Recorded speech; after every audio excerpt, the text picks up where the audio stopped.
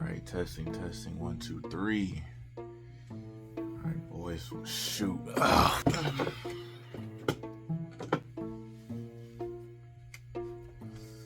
Alright, it's been a while since I sat in front of this camera and actually recorded video for my YouTube channel. And I don't come bearing the best of news, but I come with a message that's been on my mind and heart for a while now. This is gonna be a rant, all right? So I'm letting you know ahead of time if you want to sit through this rant or not, all right? I don't take offense if you don't, because I probably wouldn't sit through it either. But life has been so challenging, and this is more so as something for me to look back on and be like, man, I powered through this. I got through this. I actually made it out of this hell that I've been, placed in and that I'm going through. And they say God gives his strongest soldiers the most troubles and challenges and just things to go through to make them stronger. I believe it's James chapter 1 verse 2 through 4. It's like the troubles you go through are to make sure you lack nothing, in the sense of they make your faith stronger, they make you stronger. And sheesh, boy, you can, when you can Bible pull like that. Yeah, boy. So much has been going on, and between thousands of dollars in debt and thinking about moving to a different state, and then my work, and you guys don't even know the half of my job and my career and how demanding and how opportunistic it can be. But in a nutshell, it's a sales job. It's work as hard as you can make millions of dollars, but you have to work and dedicate so much time and effort and money to it. And I love it, and I know there's potential there, and I think I've just been draining myself trying to get into that potential without actually giving myself everything I need to properly access that potential and really dig into it like I want to. But the biggest thing has been the troubles. And I'm not one to complain about stress or get stressed out easily, nothing like that.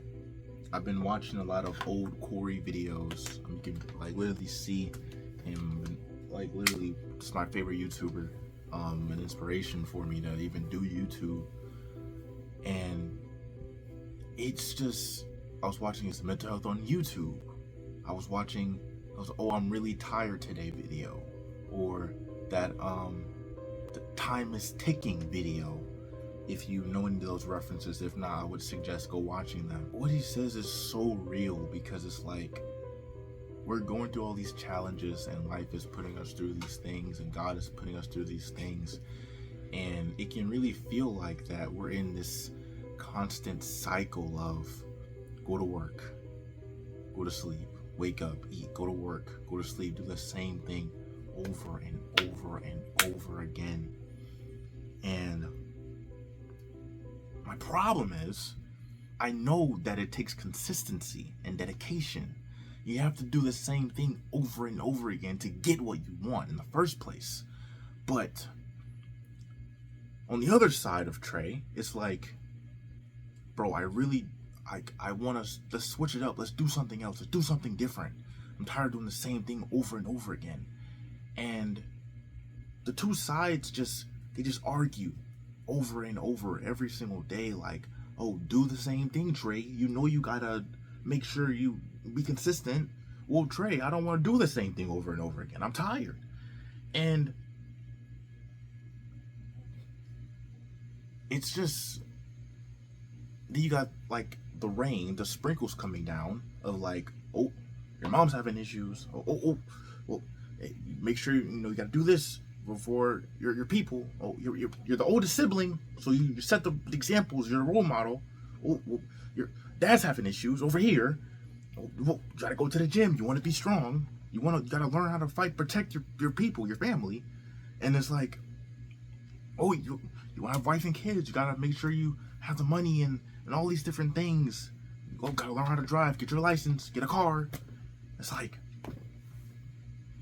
all these things are just like piling up, piling up, piling up. And God says, cast your worries onto me. And I try to do that, but it feels really hard because I feel like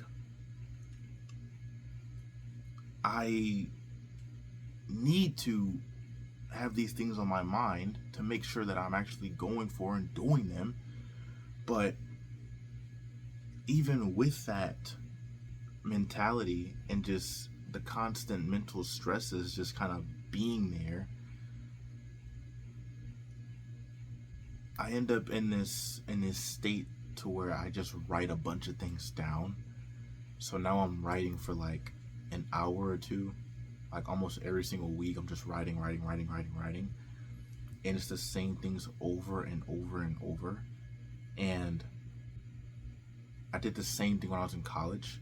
When I was in college, my very first year, I went to Southern University, and I didn't have a meal plan. I went to college my first month in college, I had less than $100 in my bank account, and I didn't have a meal plan.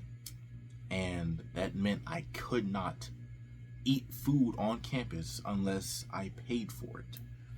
So I had less than $100, had 3-4 months of college, and I had to somehow make this work to where I can survive, get by, and be okay, and still go to classes and still go to band practice, which was hours and hours every single day. And I did it. I'd have a specific schedule. I remember like it was yesterday, because I would go to the cafeteria either on Monday or Wednesday for the week. I would spend $10.25 because breakfast was cheaper than lunch and dinner. I would go in. I would sit down. I wouldn't get a to-go plate. I would sit down. I would bring a bag with me. I would just get waffles, pancakes, fruit, biscuits, freaking hash browns. I would put all this stuff in the bag and just keep, because it's like a buffet line. So you would go in, get a plate, food, bag, food, bag, food, bag. So I would do that like 4 or 5 times. Then I would eat my fill, get full, and then I would bring the bag and put it in the refrigerator I had in my room. And I would just eat off that for like a couple days, and then eventually I ended up getting this job at Empire Wings. Empire Wings is this very local business that recently opened up, and I got really close with the owner because he liked my work ethic when I worked for him down in a job on Sherwood, near where I stayed when I was with my mom before I started going to school.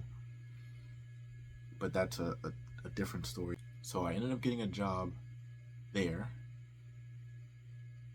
and from there I just ate wings all the time. I would literally be working a night shift. I would eat wings on shift, take wings to my dorm, eat wings for breakfast, and then eat again when I go to my job. And I repeated that. And during that time in my life, I remember all I was doing was I was watching Jim Ron, David Goggins, Brian, oh freak, I forgot his full name.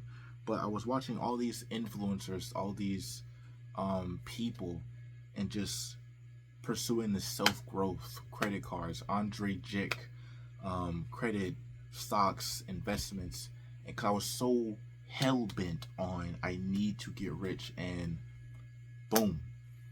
And I was not looking for a relationship. I turned down so many women because I just couldn't prioritize or focus on them.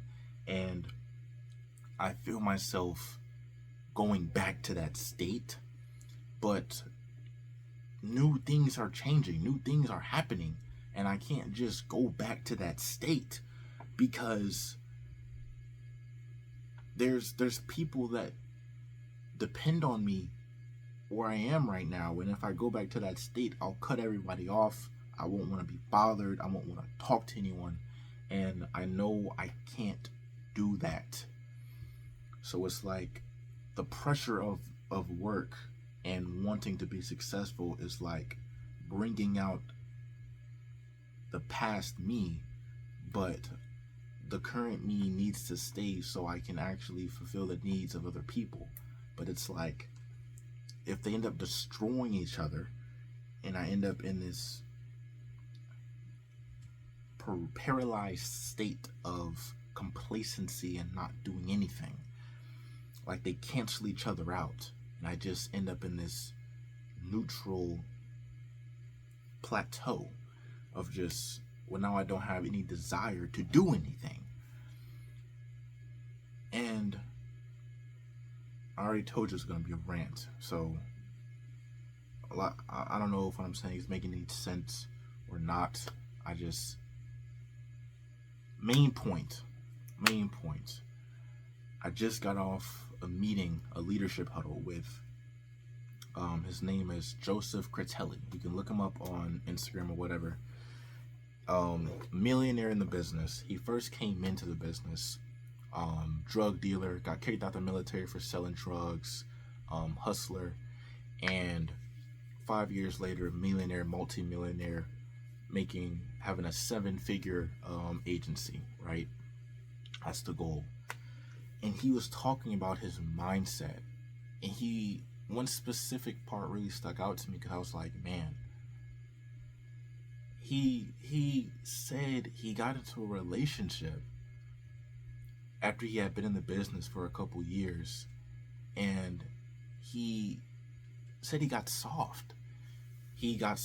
And he ended up cutting her off. He said he felt like he was in love, but he cut her off because he felt that the relationship was making him soft in the business. And he continued his pursuit in the business. And I don't want to be like that. Like, I don't want to value and prioritize business and accomplishments and money so much to the fact where I ignore other passions and love in life.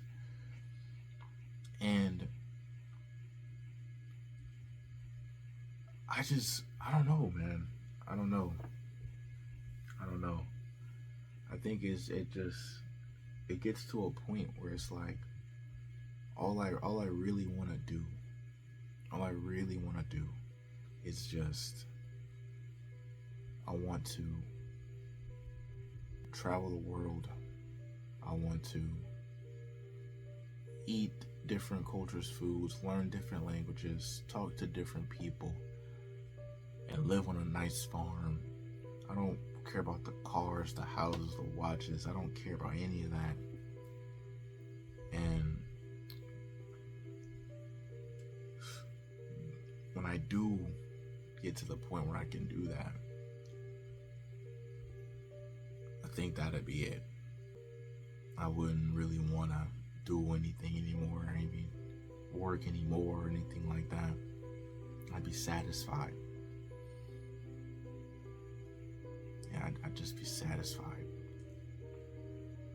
There's a friend of mine in the company. Her name is Anastasia Dubio, and she literally travels. Like, she's not in leadership. She just focuses on her own business, writing her own sales. She's not over a team or anything like I am. And she's so I don't want to say carefree or stress free because I don't know if she's stress free, but she travels, goes hiking, goes trail riding, and all these different things. And I'm like, man, I freaking want that, bro. I want that. I want to do those things. And that's what I strive for. And I know I have so many things to recover. $12,000-$13,000 in debt. Gotta make these savings, get my account set up, and then I'm moving somewhere. I don't even know where I want to move. I was thinking Texas, but now I'm like confused because now I'm thinking like, man, well, Belle's in Texas. I should move to Texas because, I need to be by her.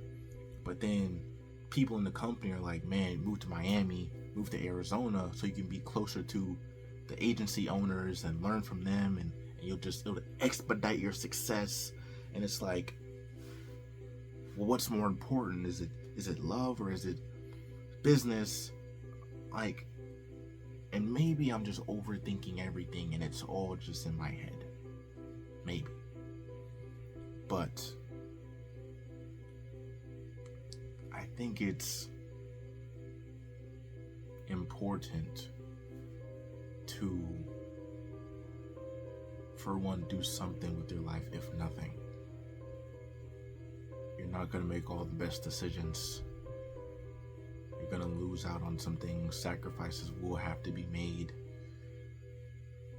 And nothing will be able to get done if you don't prioritize the business. Don't prioritize making money, because you won't be able to live. Money does not solve all problems, but it does solve a bunch of them. And this was just a big rant. But I don't even remember my freaking outros. That's how long it's been. Until next time. Love y'all. Stay safe.